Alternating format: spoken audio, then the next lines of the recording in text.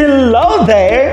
You're tuned in to your learning station DepEd B, 88.8 RadyoKasyon, and welcome to another episode of English Language Essentials, your guide to English language learning on air. I'm Teacher James, your teacher for today. Let us learn as we discover the world of reality and fantasy, Grade 6 English. Prepare your pen, your paper, and your self-learning module as we start our learning journey.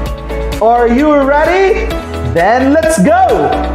Let's turn your module to page 4. Listen to the dialogue between Mona and Elsa. Hello, Elsa.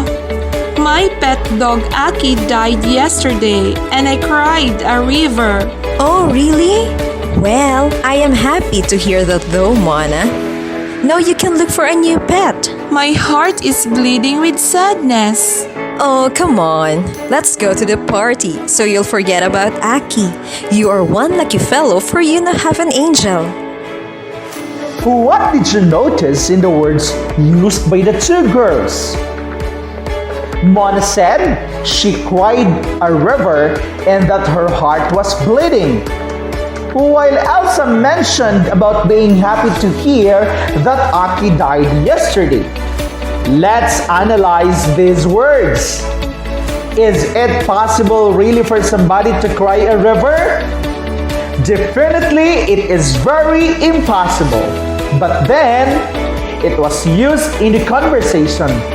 Yes, words like this are used in the English language for a special purpose. What do you think is the purpose of Mona? You are right!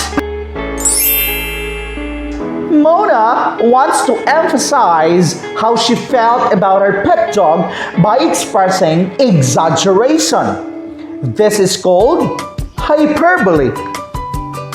Hyperbole is a statement that expresses exaggeration. It is something that is impossible to happen or impossible to do. Therefore, cry a river means cry a lot or crying too much. What about Mona's expression? My heart is bleeding with sadness. The sentence does not literally mean that her heart bleeds, but it means too much sadness. It's just like in the conversation when Mona was so sad when her pet dog died. Do you think my heart is bleeding also an exaggeration? Very good! It expresses exaggeration. So, the sentences, Mona cried a river and my heart is bleeding with sadness are both examples of hyperbole. Now, let's take another example from the conversation.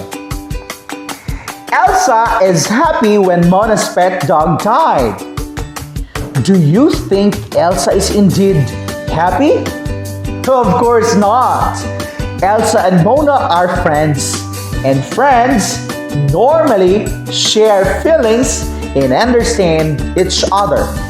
However, Elsa does not want to stay sad. Besides, there's nothing that they can do with it.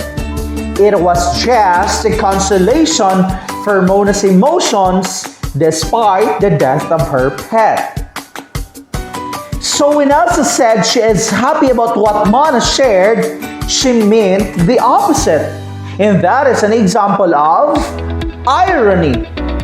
Irony expresses ideas or situations that are opposite or in contrast of what is expected to happen or what is said in mind. It's just like when saying, the doctor died of pneumonia. We may ask, how come that he is a doctor capable of treating others, yet he himself died of a certain illness? So, once again, the examples. Elsa is happy when Mona's pet dog died.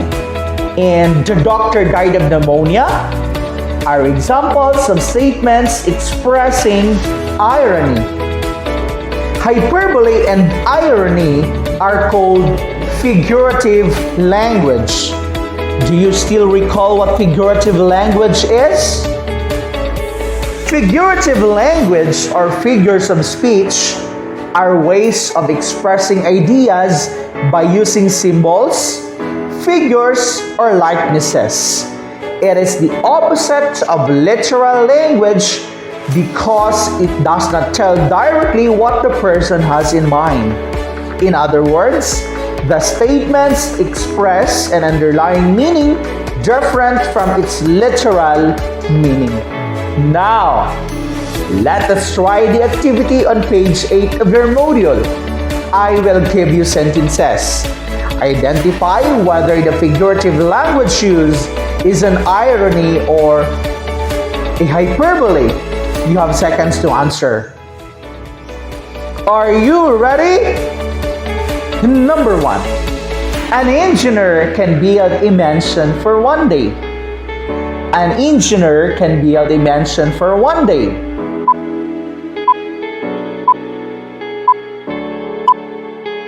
If your answer is hyperbole, then you are correct. Number 2. Babies can run at 6 months.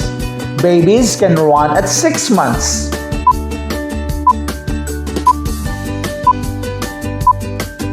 Very good. The answer is hyperbole. Hooray! Number 3. The fire station got burned down. The fire station got burned down.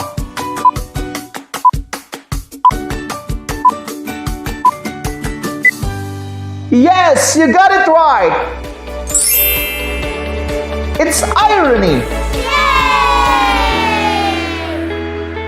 Number 4. The children clap their hands to the late teacher.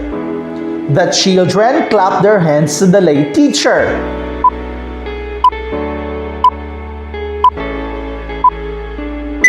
You are correct. It is irony. Well done, and congratulations for the new horizon you have reached for today.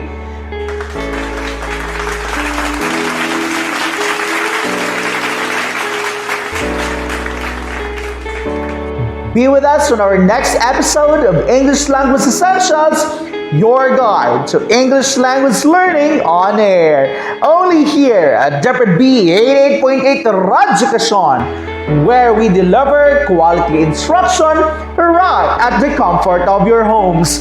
This is Teacher Jim saying, one way to realize better learning in English is keeping your ears and eyes open. Embrace the reality and take the challenges. Happy learning!